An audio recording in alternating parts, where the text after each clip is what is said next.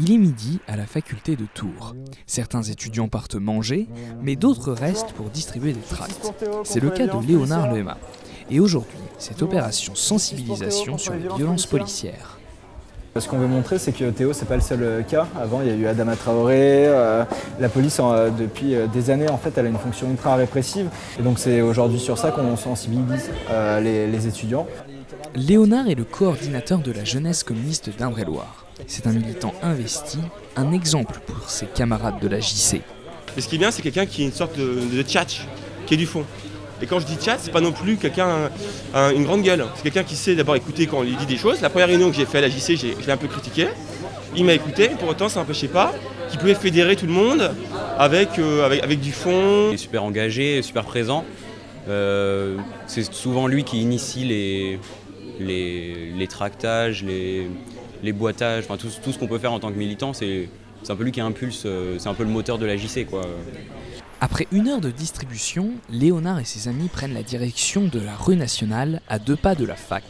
Il y a près d'1 an, c'est là que se déroulaient les manifestations contre la loi travail. Léonard Lema en était l'un des leaders. Malgré le vote de la loi, les photos de la contestation lui font penser à de bons moments.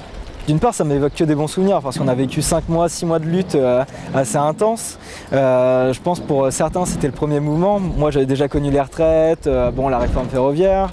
Mais là, c'était un des grands mouvements qui nous a donné l'occasion aussi, nous, en tant que JC, de nous impliquer dans ce mouvement contre la loi travail, parce que forcément, c'est dans la continuité de nous, ce qu'on porte et de ce qu'on rejette aussi. On voit tous les copains. Mais ouais, c'était le bon temps. Hein. Ouais. On va le reproduire. Hein. Oui. Dans 3 mois, Léonard Lema sera le plus jeune candidat d'Indre-et-Loire aux élections législatives. À 22 ans, son engagement dans les manifestations n'est pas étrangère à son investiture. Lors de grands conflits contre la loi El Khomri, il a été, et même s'il n'aime pas que je le dise, mais je vais quand même le dire, un des animateurs principaux dans ce mouvement-là, contre la loi travail. Et c'est à partir de ce moment-là qu'il s'est révélé, à mon avis, dans l'action politique.